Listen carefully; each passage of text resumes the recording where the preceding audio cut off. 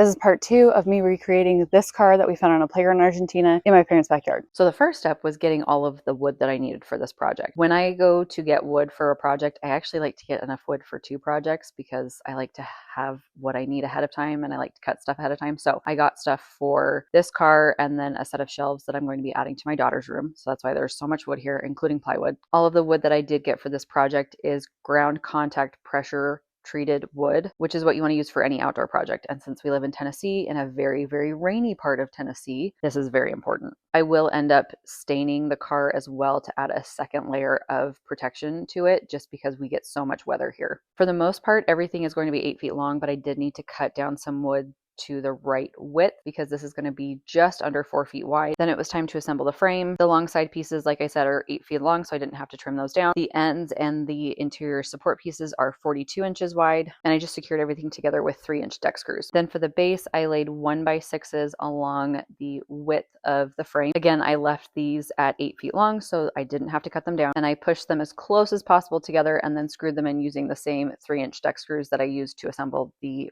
frame, and that's it. Next up is securing the tires to the frame and getting started on the fun part, which is the actual car.